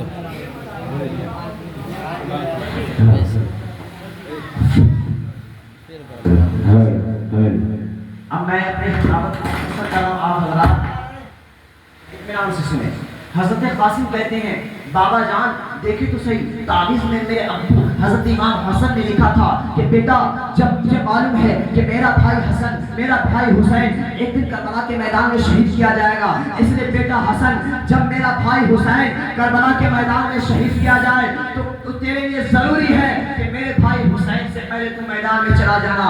تو حضرت قاسم نے جب اس خط کو حضرت امام حسین کو دکھلایا، حضرت امام حسین نے اجازت دے دی، الغرض حضرت قاسم جاتے ہیں اور حضرت قاسم بھی شہید ہو جاتے ہیں۔ اس کے بعد حضرت قاسم جب شہید ہو جاتے ہیں پھر امام حسین کربلا کے میدان میں پڑھنے لگتے ہیں، تب تک حضرت زینب آتی ہے اور زینب آنے کے بعد کہتے ہیں بھائی جان آپ کربلا کے میدان میں نہ جائیں، بھائی جان آپ کربلا کے میدان میں نہ جائیں، میں آپ کے سامنے دو تحفہ پیش کرنا چاہتا ہوں، بھائی جان میرے اس تحفے کو قبول کر لیں، ٹھکرائے نہ۔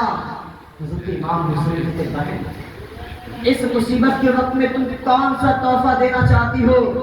حضرت زینب کہتی ہے بھائی جان میرا تو بیٹا ہے، ایک کا نام عون ہے دوسرے کا نام محمد ہے، اور میں دونوں بیٹوں کو آپ کی طرف قربان کرنا چاہتی ہوں، آپ سے پہلے میرے دونوں بیٹے قربان ہوں گے۔ اور یار معلوم ہے عون محمد کی عمر کتنی تھی؟ عون کی عمر 9 سال تھی اور محمد کی عمر 7 سال تھی۔ عون کی عمر 9 سال اور محمد کی عمر 7 سال تھی۔ حضرت زینب کہتی ہیں بھائی جان اسے میں کربلا کے میدان میں بھیجنا چاہتی ہوں۔ امام پاک کہتے ہیں بہن یہ لڑنے کے قابل نہیں ہے۔ امام سے حضرت زینب کہتی ہے ہاں بھائی جان مجھے معلوم ہے کہ لڑنے کے قابل نہیں ہے، لیکن بھائی جان جب کربلا کے میدان میں یہ جائیں گے تو کچھ نہ کچھ یہ کر کے آئیں گے، تاکہ یہ کربلا کے میدان میں جائیں گے اگرچہ یہ شہید ہو جائیں گے، لیکن بھائی جان قیامت کے دن مجھے اپنی امی کا سامنا تو کرنا پڑے گا، مجھے اپنی امی کو چہرہ دکھلانے کا تو موقع ملے گا، بابا کے سامنے چہرہ منہ دکھلانے کا تو موقع ملے گا، نانا کے سامنے منہ دکھلانے کا تو موقع ملے گا۔ بھائی جان اگر میں نے اس تحفے کو شہید نہ کیا، اگر اس قربانی نہ دی تو کل جب نانا سوال کریں گے تو میں کیا جواب دوں گی؟ کل جب بابا پوچھیں گے کہ زینب میرے سامنے میرا بیٹا حسین شہید ہو گیا اور تو نے دونوں بچوں کو بچا لیا تو میں کیا جواب دوں گی؟ جب میرے بھائی حسن پوچھیں گے، جب امی فاطمہ پوچھے گی تو میں کیا جواب دوں گا؟ اس نے میرے بھائی حسین قیامت کے دن مجھے رسوا نہ کرے، میرے تحفے کو قبول کر لیں۔ حضرت امام حسین رونے لگتے ہیں اور روتے روتے بیٹھ جاتے ہیں۔ حضرت اور محمد جاتے ہیں، وہ کربلا کے میدان میں شہید ہو جاتے ہیں، اور پھر اسے بھی خیمہ میں لایا جاتا ہے۔ لانے کے بعد حضرت امام فرماتے ہیں بہن زینب جا تیرے تحفے اللہ کی بارگاہ میں قبول ہو گئے ہیں۔ اب زینب کہتی ہے بھائی جان اب میں خوش ہوں۔ ذرا یارو سوچو تو صحیح، ذرا سوچے تو صحیح وہ کتنا خطرناک منظر ہوگا، وہ کتنا دردناک منظر ہوگا کہ جب نگاہوں کے سامنے چھوٹے چھوٹے بچے شہید کیے جا رہے ہیں، جب اپنی ماتھے کے سامنے وہ ماں جنہوں نے اپنے بچے کو پیار سے کھلایا تھا، وہ ماں جنہوں نے اپنے سینے کا دودھ بچوں کو پلایا تھا، وہ ماں جو لوریاں ماں کے بچوں کو سلایا کرتی تھی، وہ ماں آج اپنے دامن میں جن بچوں کو گود میں کھلایا کرتی تھی آج ان گودوں میں اپنے شہید بیٹوں کو لٹائے ہوئے ہیں، آج ان گودوں میں اپنے شہید نوالد بیٹوں کو اٹھائے ہوئے ہیں۔ اللہ اکبر، وہ کربلا کا میدان کیسا ہوگا؟ یہی نہیں یارو، ذرا اور آگے جائے امام زین العابدین جو امام پاک کے مجلے بیٹے تھے، وہ بالکل شدید بیمار تھے، بالکل بڑے کمزور تھے، اتنے کمزور تھے کہ بخار کی اتنی حالت تھی وہ بستر سے اٹھ نہیں پا رہے تھے۔ حضرت امام زین العابدین کہتے ہیں بابا جان مجھے بھی میدان میں جانے کا موقع دیا جائے۔ یہ بول کر حضرت امام زین العابدین جو امام حسین کے مجلے بیٹے تھے، جب جیسے اٹھنے کی کوشش کرتے ہیں بستر سے اٹھ نہیں پاتے، امام پاک کہتے ہیں بیٹا زین العابدین، بیٹا علی اوسط، ابھی تم میدان میں نہ جاؤ کیونکہ تیری جسم کی یہ نقاہت تجھے جانے کا موقع نہیں دے رہی ہے، اس لیے بیٹا میرا بیٹا زین العابدین تو میدان میں نہ جا، اگر تو میدان میں چلا جائے گا تو میرے نسل کی بقا کس سے چلے گی؟ حسین کو کون یاد کرے گا؟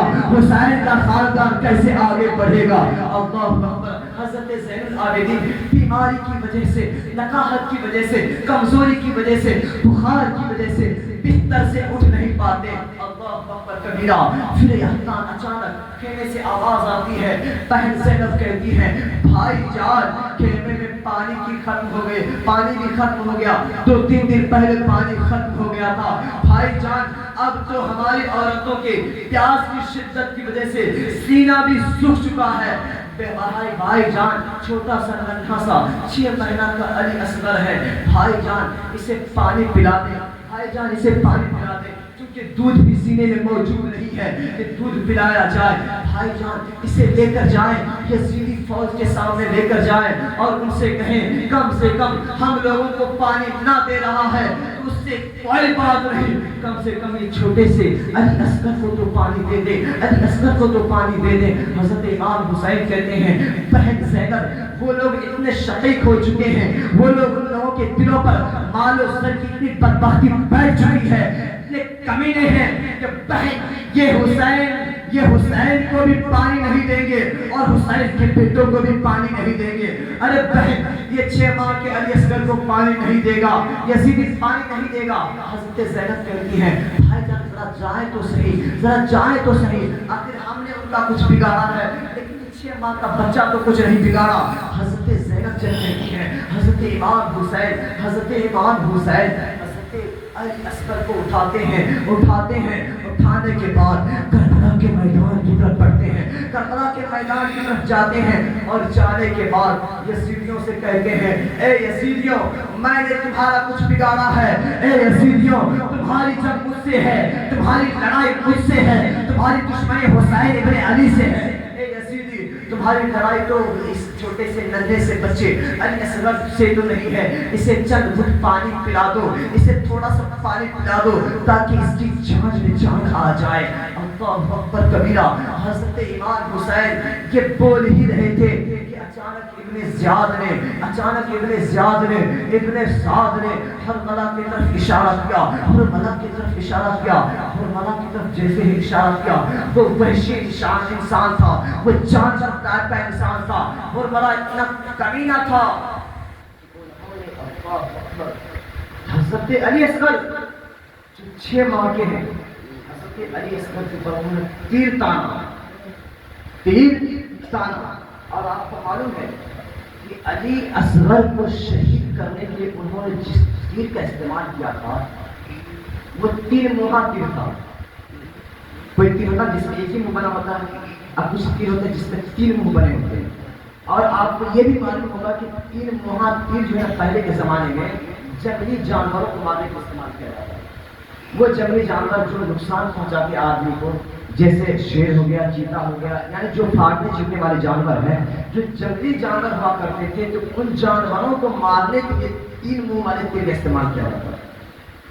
اس وحشی انسان حرملہ نے حضرت علی اصغر کے اوپر وہی 3 موہا تیر کا استعمال کیا، 1 منہ والا تیر نہیں، جبکہ آدمی کو مارنے کے لیے 1 منہ والے تیر کا استعمال کیا جاتا ہے، لیکن اس کمینے انسان نے 3 منہ والے تیر کا استعمال کیا اور تیر تان کر حضرت علی اصغر کے اوپر ایسا تانا اور ایسا تیر چلایا کہ اللہ اکبر، تاریخ گواہ ہے جب حضرت علی اصغر کے اوپر تیر چلایا گیا تھا، حضرت علی اصغر پر جب تیر چلایا گیا تھا تو حضرت علی اصغر کے گلے کو چھیرتا ہوا وہ تیر 6 ماہ کا بچہ ہے اس کے گلے کو چھیرتا ہوا امام پاک کے بازو میں جا کے بے بس ہوا۔ حضرت امام پاک نے جیسے ہی دیکھا امام پاک نے خون کو اٹھایا اور آسمان کی طرف اچھال کر فرمایا مولا میرا یہ بیٹا پیاسا تھا، تو گواہ ہے کہ تیرے نام پر 1 علی اصغر تو کیا مولا، اگر 1000 علی اصغر بھی ہو تو میں اسے بھی قربان واہ کر واہ دوں۔ واہ سبحان اللہ اللہ اکبر، حضرت علی اصغر کی شہادت ہو جاتی ہے۔ یارو ذرا ہمیں بتائیں تو صحیح، کتنے ماہ کے بچے کو یزید نے شہید کیا تھا؟ کتنے ماہ کے بچوں کو؟ 6 ماہ۔ پچھلے مہینے ہم اور آپ قربانی دیے تھے نا، قربانی دیے تھے نا، پچھلے مہینے قربانی کا مہینہ تھا نا۔ یہ بتائیے، ایک مسئلہ میں آپ سے پوچھتا ہوں کہ جب ہم اور آپ قربانی کرتے ہیں تو بکرا یا بکری کی عمر کتنی رکھتے ہیں؟ 1 سال رکھتے ہیں۔ 1 سال سے چھوٹے جانور کی ہم قربانی کیوں نہیں دیتے؟ یا پھر گائے بھینس جو قربانی کرنا ہوتا ہے یا اونٹ وغیرہ، پھر اس کی عمر کتنی رکھتے ہیں؟ 2 سال رکھتے ہیں۔ بکری کی عمر کتنی رکھتے ہیں؟ 1 سال رکھتے ہیں۔ کیوں؟ کیونکہ بڑے جانور جو ہیں 2 سال سے چھوٹا، 2 سال سے اگر کم ہو تو اس کے بچے میں گنتی آتی ہے، اس کی گنتی بچے میں آتی ہے۔ اگر بکرا ہو تو اگر 1 سال سے کم ہے تو اس کی گنتی بچے میں آتی ہے۔ یارو ذرا سوچے تو صحیح، جب 1 سال سے کم بکرے کی قربانی ہم نہیں دے سکتے ہیں کیونکہ اس کی گنتی بچے میں آتی ہے، جب 2 سال سے بڑے جانور سے 2 سال سے کم ہو تو اس کی قربانی نہیں دیتے کیونکہ 2 سال سے کم بڑے جانور کی قربانی نہیں ہوتی، بچے میں گنتی آتی ہے۔ ذرا سوچے تو صحیح، وہ کتنا ظالم ہوگا جس نے 6 ماہ کے بچے کو، اللہ، جس نے 6 ماہ کے بچے کو قربان کر دیا، شہید کر دیا۔ اللہ اکبر۔ اور یزید یہ سمجھ رہے تھے، یہ سمجھ رہے تھے کہ ہم نے علی اکبر کو شہید کر کے، ہم نے قاسم کو شہید کر کے، ہم نے اول محمد کو شہید کر کے، ہم نے علی اصغر کو شہید کر کے حسین کے نسل کو مٹا دیا، حسین کے خاندان کو مٹا دیا، نبی کے خاندان کو مٹا دیا، علی کے خاندان کو مٹا دیا، فاطمہ کی نسل کو مٹا دیا۔ لیکن نہیں، وہ یزید جو یہ سمجھ رہے تھے، یزید تو اتنا برا تھا، یزید تو اتنا برا تھا کہ یزید کا بیٹا بھی یزید کے بارے میں کہتا ہے کہ میرا باپ اتنا کمینہ تھا کہ میرے باپ سے بڑا کوئی کمینہ نہیں تھا۔ ذرا سوچے تو صحیح، یزید کتنا بدبخت انسان تھا، کتنا کمینہ انسان تھا کہ اس کا بیٹا بھی اپنے باپ کو گالی دیتا ہوا نظر آ رہا ہے۔ اللہ اکبر۔ یزید اتنا بڑا کمینہ انسان تھا کہ انہوں نے خاندان اہل بیت کو تو شہید کیا ہی تھا، امام حسین کو تو شہید کیا ہی، لیکن یار ذرا سوچے تو صحیح، یزید نے خاندان نبوت کو شہید کیا ہی تھا، لیکن خاندان نبوت کو شہید کرنے کے بعد حضرت زینب اور حضرت زینب اور حضرت امام حسین کی جو بیٹیاں تھیں، جو بیویاں تھیں، ان کے سروں سے دوپٹہ کھینچ کر کربلا کے میدان میں چلایا۔ یہی نہیں بلکہ شام کے بازاروں میں گھمایا، دمشق کے بازاروں میں گھمایا، کوفہ کی گلیوں میں گھمایا۔ یہی نہیں بلکہ یزید اتنا کمینہ انسان تھا، اتنا کمینہ انسان تھا کہ آپ کو معلوم ہونا چاہیے، مسجد نبوی یعنی مدینہ شریف جہاں ہم اور جاتے ہیں، جہاں نبی کریم صلی اللہ علیہ وسلم کا مزار ہے، وہاں پر مسجد نبوی کے اندر یعنی مسجد کے اندر یزید نے 3 دن تک اپنا گھوڑا باندھا، 3 دن تک اپنا گھوڑا بنوایا، یعنی کہا کہ باندھو مسجد کے اندر گھوڑا۔ اور آپ کو معلوم ہے گھوڑا جب مسجد کے اندر باندھ جائے وہ دیدے بھی کرتی ہے، پیشاب بھی کرتا ہے۔ یہی نہیں بلکہ 3 دن تک مسجد نبوی کے اندر آزان نہیں ہوئی۔ یہی نہیں بلکہ یزید اتنا بڑا کبیرہ انسان تھا کہ مدینہ منورہ کے اندر بہت بڑے بڑے جلیل القدر صحابی کو قتل کروایا۔ یہی نہیں یزید اتنا کبیرہ انسان تھا کہ مسجد نبوی کے اندر جو یزید کی فوجوں نے حملہ کیا تھا تو اپنی فوجوں کو کہہ دیا تھا کہ مدینہ کی عورتیں تمہارے پر حلال ہیں، 3 دن تک مدینہ کی عورتیں تمہارے پر حلال ہیں۔ اے میری فوج، تم جو بھی مدینہ کی عورتوں کے ساتھ کرنا چاہتے ہو وہ زیادتی کر سکتے ہو۔ اللہ اکبر کبیرہ۔ ذرا سوچے تو صحیح، مدینہ کی وہ پاک دامن عورتیں جس کے دامن کے بغل سے نسیم و سبا بھی یعنی ہوا بھی بغیر اجازت گزرے، اس کے اوپر یزیدیوں نے 3 دن تک غلط کام کیا تھا۔ یہی نہیں بلکہ یزید کے بارے میں یزید کا ایک فوج حضرت ابو سعید خدری رضی اللہ تعالیٰ عنہ، جس کے بارے میں نبی کریم صلی اللہ علیہ وسلم نے فرمایا کہ ابو سعید خدری تم جنتی ہو، دنیا ہی انہیں جنت کی بشارت دے دیا تھا۔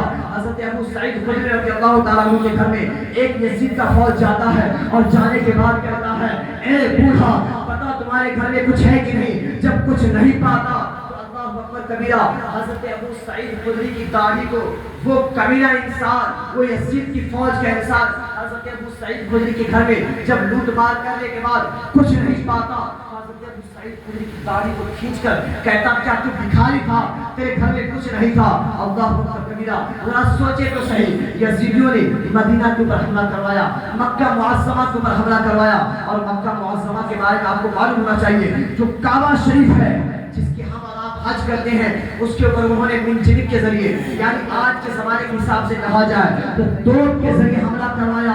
और यही नहीं, बैतुल्लाह शरीफ के अंदर जो तबरुकात हजरत इब्राहिम अलैहिस्सलाम के जमाने से रखे हुए थे, उन तमाम तबरुकात में आग लगा दिया गया, हत्ता कि उन्होंने मिनजनिक के जरिए बैतुल्लाह शरीफ पर पत्थर बरसाया, जिसकी वजह से बैतुल्लाह शरीफ की दीवार में करंट पैदा हो गया।